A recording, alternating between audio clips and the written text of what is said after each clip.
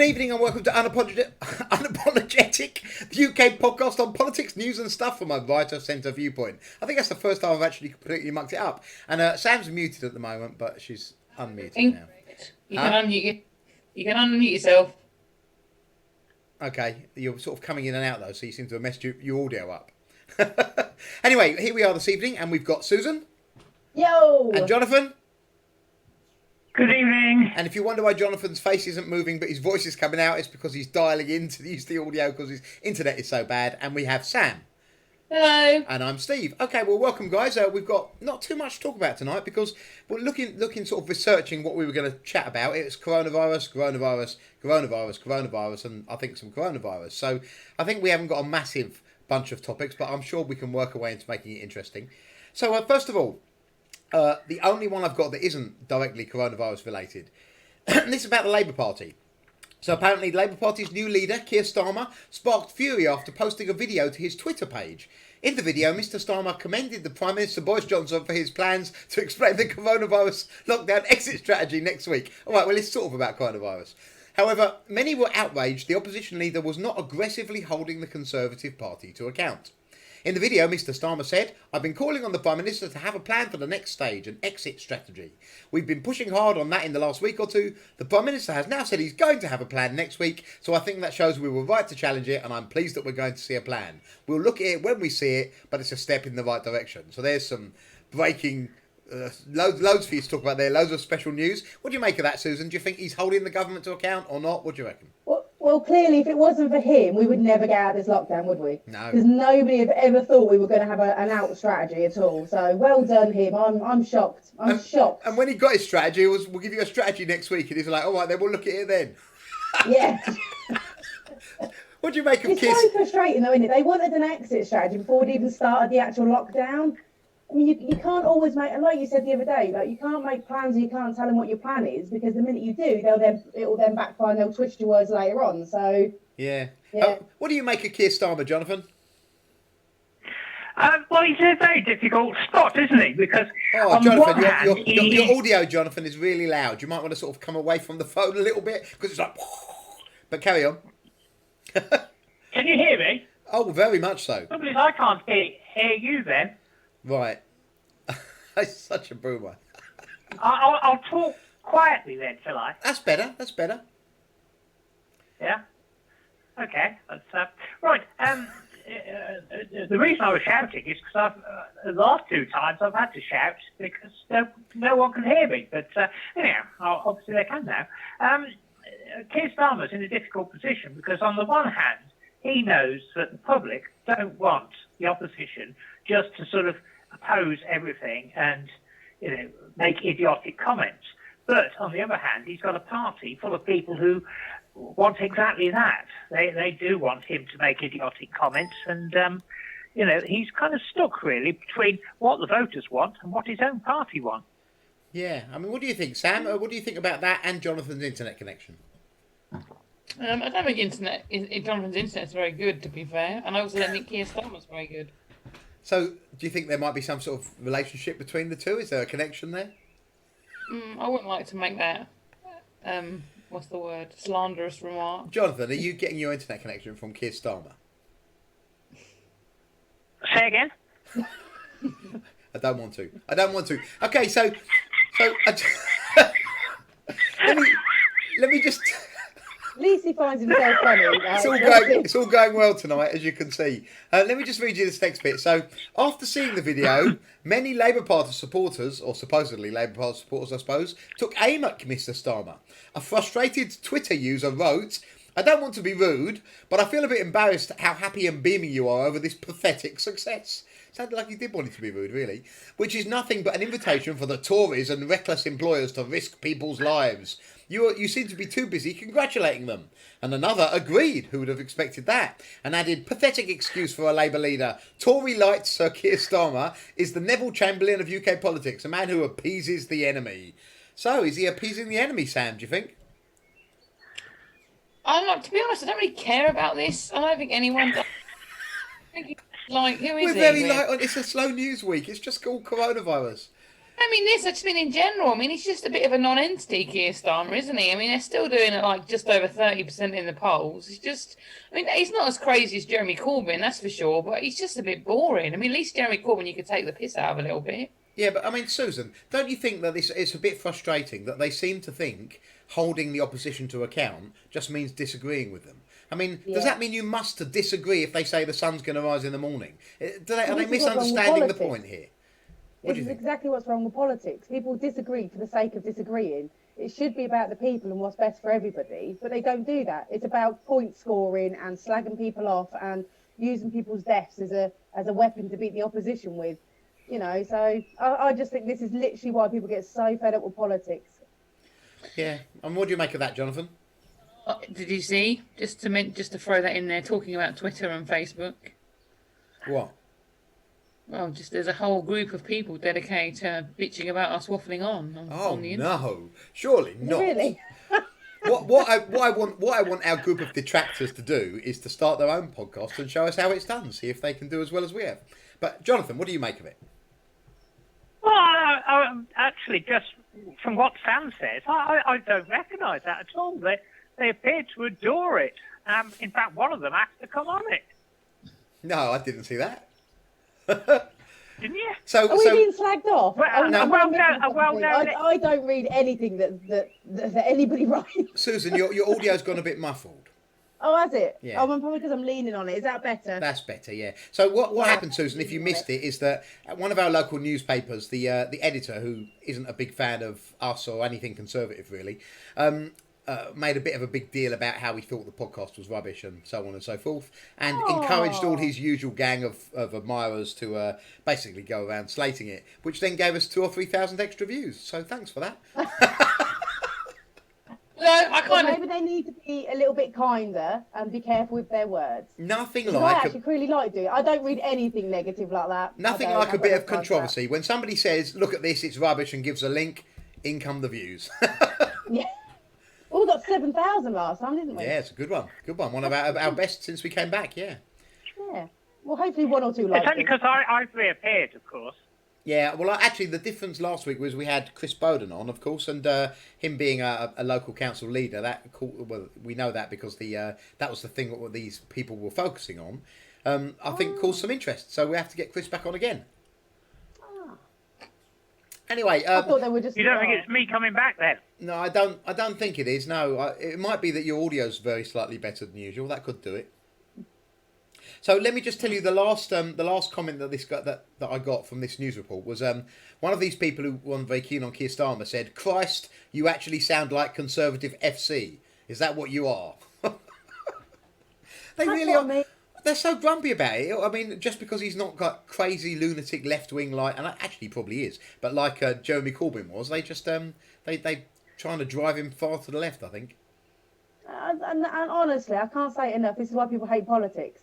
People argue for the sake of arguing. If someone's got a good idea, back it. Brilliant. Let's all go for it. There is no need just to argue against it just because you're on a different side. No. Really isn't, but... All right, well, moving on to agenda item 2. So, I'm sorry this is coronavirus, and that last one was really as well, so we can't escape it. But this is a news report that came out today. Brits may have to accept a new normal, well, with social distancing measures remaining in place until a vaccine is available, Michael Gove has suggested. Speaking at the daily COVID-19 press conference on Saturday, Mr Gove warned that people would have to live with some degree of constraint until they can be immunised against the deadly disease. Of course, this is potentially 18 months to 2 years away. Meanwhile, a phased approach to ending the coronavirus lockdown in the UK will see Brits allowed outside for more than one exercise a day, the Mail on Sunday reports. It comes as a number of people who have died in the UK testing positive for coronavirus jumped by 315 to a total of 28,446 people. So that's where we are. Quite a few things, quite a few errors, I think, in that news report. What do you make of it, Sam? I think people. I don't think we're going to have end lockdown for a while. I think the government's backed themselves into a corner now, and everyone's too scared. But I know it's a bit of a first world problem, but I want it to be over because I miss the hairdressers. Look at my hair. My roots are coming through so bad. It's terrible. Terrible. You've got very dark hair, actually, haven't you? Yeah, what world do we live in where it's just like illegal to have a haircut? Jonathan wishes his roots were coming through. You got a bit of They are. going on, Steve, as well. Got a bit of a what? Muff head. A bit of a what? Muff head. Muff head? Bluff. Bluff. Okay. Bluff. I don't know what a bluff This head is. podcast went downhill really quickly just then. I don't know what any of these things are. What do you make of it, Susan? Hair is fluff, but more hair. Yeah, your audio keeps coming in and out, Sam. So, Susan, accepting the new normal, what do you make of that? Look, I get there's got to be precautions. We have to protect the people that need protecting. But I'm just a bit kind of confused about the message. So I thought everyone knew that we were all going to get this virus sooner or later. I thought it was a virus and therefore it spreads ridiculously fast and it's massively contagious and it's going to be here forever. So I thought we was all going to have to kind of get it in the long run and we were just going to have to slow it down to make sure the NHS could cope and we protect our most vulnerable. But now I think people are getting the impression that we're all supposed to kill it by not going out. Yeah. I think that's really confusing a lot of people. So I've seen quite a few people today saying the reason it's jumped because people won't go out. If people keep going out, it won't ever die.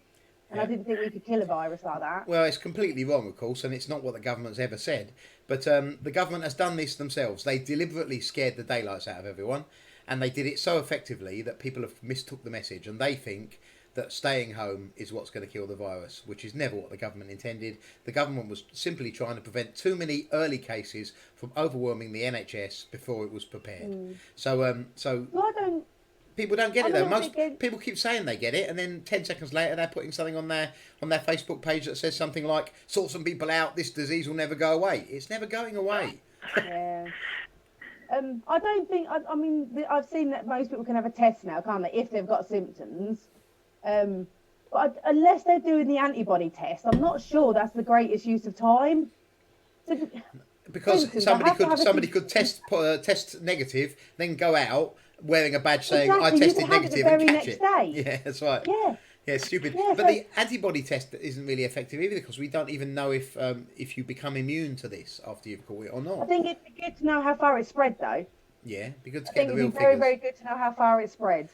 Because Because if I've already had it and I didn't even know about it, it'd be good to know that's the sort of level I'm expecting to get, Yeah. so I can be less.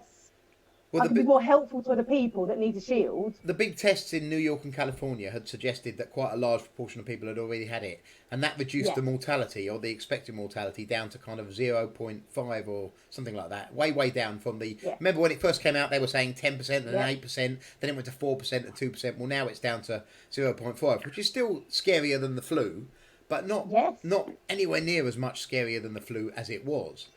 The problem is, No. of course, it's more contagious than the flu. I mean, what do you make of all this, Jonathan? What do you think? New normal? No, things will just ease off. It's there'll be a few gradual changes, and we'll be back where we were. Yeah, I mean, is this just a case of Michael Gove being a bit of an idiot? What do you think, Sam? I don't know. It depends how you. Is that audio any better now? Yeah. Yeah. Yeah. So it kind of depends how you look at his wording. And in fact, he said we won't return to normal. So that's very vague, isn't it? Really. None of them doesn't- know anything, do they? That's why they're all being so vague. Exactly. So you can still take that in a very, very vague way. I mean, normality is exactly how we were before this started. So we probably actually won't return to that for a number of years. The problem they've got, of course, is that Steve, yeah. the audio's not right. There's some girl talking in the background. Are you sure that's not me or Sam? It sounded like Sam. think Sam it was Sam Sam, was talking, Jonathan. Do you Oh, think we dear. should have an age on these things? We're having terrible equipment snafu tonight. Jonathan, what are you talking about? Made such fun of tonight. Jonathan. Going back to the new normal. Has anyone else noticed how many more people are out in the last couple of weeks? Yeah, it's much busier. The roads are busier. Massively busy. And that's because the initial fear that they made, people are beginning, well, as they don't catch it and die, which is what they initially thought they were going to have to do, it's begun easing off. But of course, people do still know people who've sadly passed away. I think we do know someone who passed away, and obviously that's a tragedy. But I think people are coming to terms with the reality of the risk versus the scaremongering of the risk. Yeah. I think the other factor here is that a lot of companies have used the last 2 or 3 weeks to reorganise themselves, and there are a lot more people who are back at work. Yes. Because their workplace has been reorganised. My husband goes back to work tomorrow for the first time in 6 weeks, 5 weeks, 6 weeks. This is 6 weeks, isn't it? I believe 6 weeks have passed already. No, he's he's gutted. He's not going to miss out on all the fun stuff that we do all day. So the life is getting back to normal. Our routine's going to have to change again next week. Now he's gone back, so. The problem the government have got, of course, is that having successfully, you could say sent the message, or you could say terrified the daylights out of everyone, as you prefer.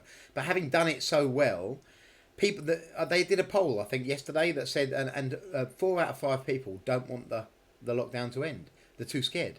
Well, that's the reason they gave. But that some of them will have different motives, obviously. But that's the reason that they 4 out of 5 don't want to go back. And when you've got that sort of public opinion, politicians do tend to kind of go with the flow. And I almost think that public opinion that was created by the government scaremongering is now driving government policy. It's like a deadly circle. What do you reckon they're going to do then tomorrow, the announcement? What do you think, Sam? Susan literally just asked you and you passed it to me. Yeah, That's you because do that Zootropolis thing where you answer a question with a question. Yeah, you see, the trouble is, if I answer everything, then the baddies watching say, oh, he's only doing it because he wants to be on the screen all the time. Sam, you answer. Why do we care what these irrelevant people say? Well, I find them entertaining. And it's good. A bit of controversy drives views to your channel. True, but speaking about them is just giving them the attention they desperately crave. They want to be relevant so much in their life. So much. Yeah. It's just for relevance. Yeah. But anyway, what are we talking about? So, What do you think the announcement will be? I think that they will say that they can open recycling centres, Yes. garden centres, and more than one form of exercise a day outside. Which was never the law anyway, so that it's not really a massive movement on them, because the law doesn't actually say you can only go out once a day. That was guidance. Yeah. And a lot of people the government has successfully blurred the difference between the rules that they actually put in place in law and the guidance they've given. And a lot of people think all of it is law, but only certain bits of it are law. They've opened the tips up in Manchester, haven't they? They did that last week, so that's working quite well. Well, they have to, because fly tipping was on the rise. Oh, People are using their spare time to do up their house. They've got to have somewhere to put the junk, haven't they? Yeah. Though I really don't understand how hard it is to keep it in your garden rather than dump it in someone's field. I think that's disgusting. Well, it depends on whether your other half is saying to you constantly, the garden's a mess, the garden's a mess, the garden's a mess, the garden's a mess, which apparently does happen to some fly people. tipping though, just because your garden's a mess. My garden's lovely, by the way. No, I wasn't suggesting people fly tip, Susan. Oh, okay. I was like, no, Steve, that's bad. I don't need that as this week's headline. We're Thank not you allowed very to much. do that. Jonathan, what about your house? Are you going to get rid of all that stuff in it and take it up the dump? No, I sell rubbish. It's like that. You like that old TV program? You go, all you sell is just rubbish, and you openly about it, and people are like, "Okay, we'll have it." It's like Wisbeach's very own Womble. He's a Wisbech Womble. That's so cute. So for people who are watching the podcast don't realise, Jonathan has multiple residences absolutely full of what some people would refer to as junk, but Jonathan refers to as stuff I can make money on eBay. Seems to be working all right, doesn't it, though? So. It would not Yeah, surprise. I can say it. It wouldn't surprise me if one day that house was on Extreme Hoarders UK. Awkward. Actually, the whole of the next series is devoted to my houses. one episode of them. We should do that through the keyhole sort of thing. Which house is whose? You can't see through the keyhole. There's a thing in front of the door. Okay, moving on to agenda item 3. So I'm afraid still coronavirus, but this is overseas. Cyclists and runners took to the streets and seafronts of Spain today as the country continued to ease its coronavirus lockdown, while other European nations begin to gently ease out of quarantine. The most committed Spanish fitness junkies darted from their homes at 6 a.m. after 49 days of confinement to make the most of their 4-hour window this morning. They will also be allowed out between 8 p.m. and 10 p.m. tonight. Yesterday, Austria abandoned restrictions on movement altogether after the Public Health Minister, Rudolf Anschober, announced a roadmap out of lockdown for May earlier this week. Austria stepped out of full quarantine early, with small shops allowed to open in mid-April, which was extended to hairdressers and beauty salons today. So, lots of countries coming out of lockdown, while Keir Starmer's still arguing about whether we've actually got a plan next week or not. Does it make you a bit envious of the Spanish, Sam? They're having their hair done, so yes. No, not the hair. What about you, Jonathan? You envious of the Spanish or the Austrians? Completely indifferent. This whole thing has made virtually no difference to my lifestyle. So, Says a lot. If all you do is stay in your house with all your stuff. So on eBay, they never closed the post office. If that's what they should have done, if they'd have closed the post office, Jonathan would have just had a meltdown. So what strikes me I only here go is... there once a day. So I just want to point out, I'm not going on about the hairdressers because I'm vain and care about my hair as such. It's just that I don't like the and fact... care about your hair and stuff. No, it's just that I don't know. Just the fact that's I think we can a lot of times we can pretend to be normal. You know, we can go to the supermarket and we can just go home and watch some TV and pretend it's just like a normal day. But then the fact that you cannot legally go and get your hair cut, it just reminds you of just how mad the world is at the moment. But for some of them, there are good reasons, aren't there? Well, there's good reason with a haircut. They have to do something. You can't be socially distant while cutting someone's hair, I suppose. Yeah. I know that. Not unless they use like long distance shears on a pole, you know. Well, I've seen some amazing stuff come out for like hair, like nails. I mean, I don't do nails or anything like that, but I've seen some like shielding things that they've made for nail salons and stuff like that. So they'll work around it.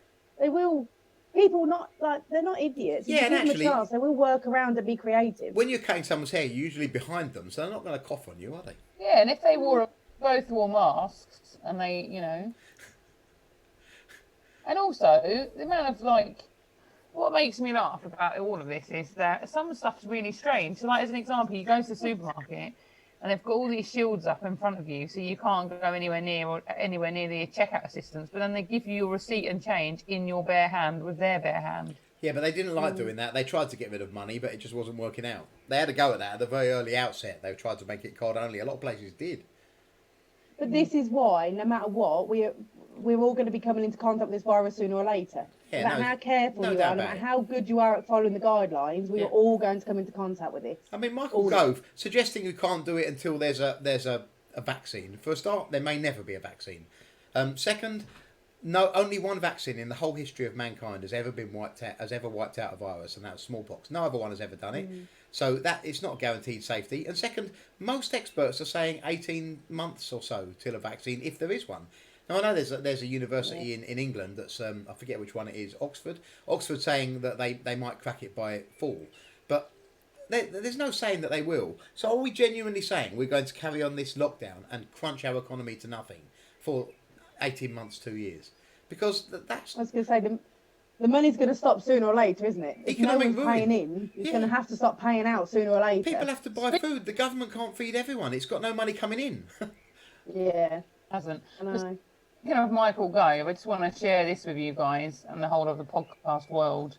You'll enjoy this. I enjoyed it. It's quite an old video. I think it's when it's something to do with education. Oh, not the wham rap. It's really good. You'll enjoy it. Oh, great. Right.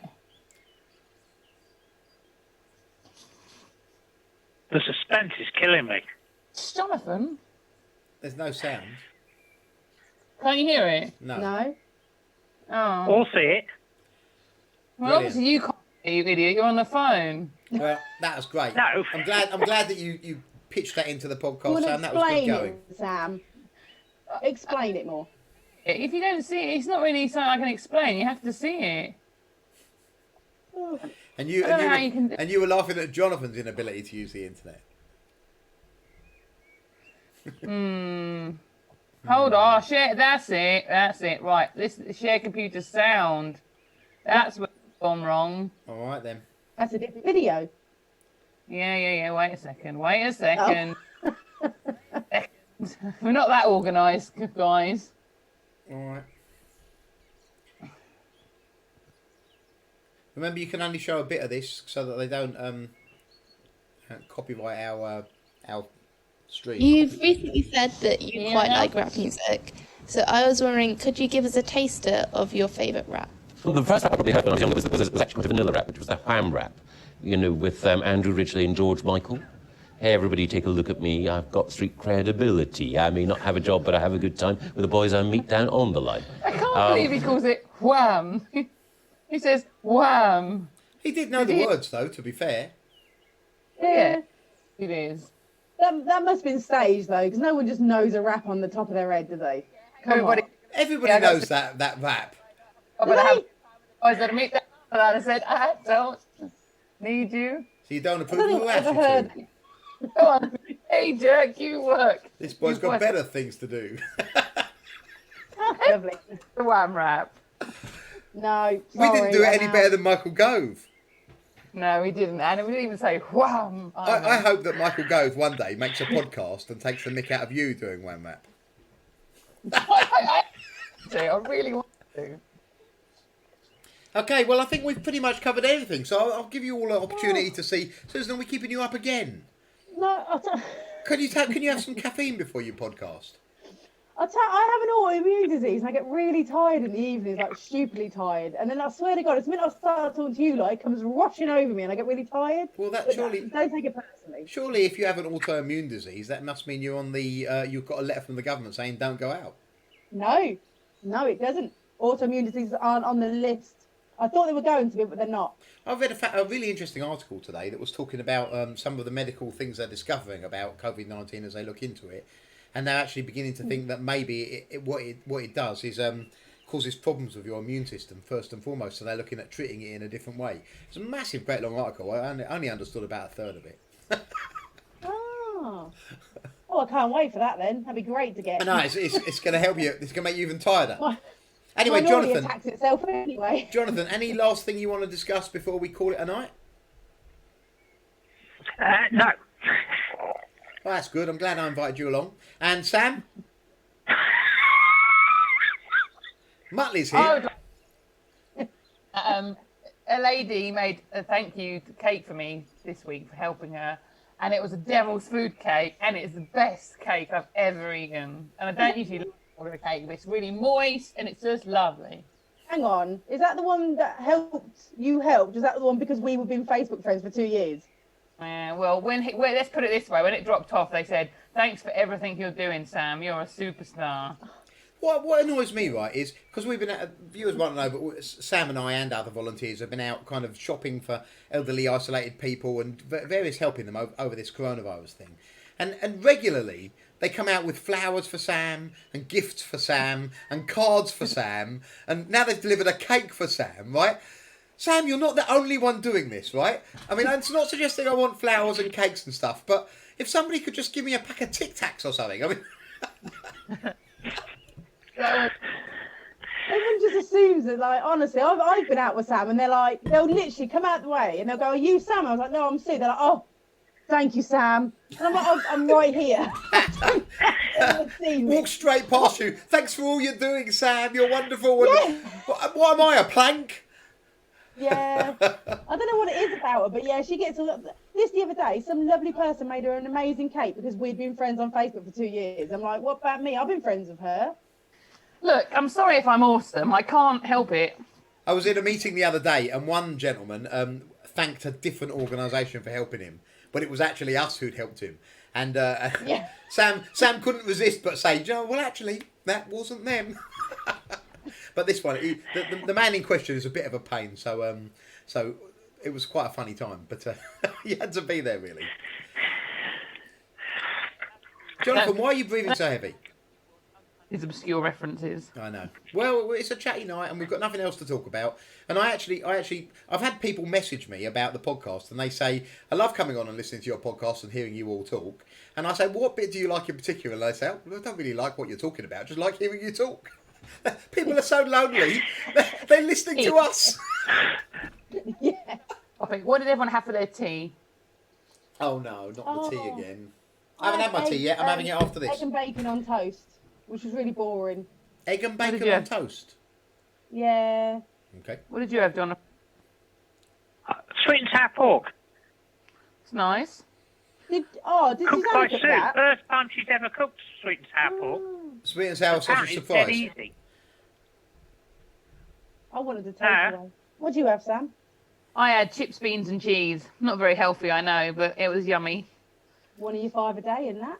Well, beans are a vegetable. Allegedly. As is cheese. Yeah. I haven't had anything yet. I'm having it after this. All right. Really? Is if you're going to have a jacket potato with cheese and beans, or chips with cheese and beans, do the beans go on first or the cheese? Cheese. Yeah, I say cheese. No. I don't have beans on my jacket potato. We have like a big joint of pork one night, and then the next night I do it all pulled, and then I put barbecue, and then I stick all that on top of a jacket potato. If you My have a jacket jacket potatoes aren't very potato healthy. with cheese and beans, the cheese goes on first, and then the beans go Yeah. on, and then Yeah. some more Yeah. cheese goes on. Yeah. Good Yeah. call. That's a good call. I guess that's it anyway. So it's time to call it a night. I'd like to, Jonathan, would you like to say good night? Good night. Sam, would you like to say good night? Good night. Susan? Good night. We have been Unapologetic, the UK podcast on politics, news and stuff from a right of centre viewpoint. I've been Steve, and we'll talk to you soon.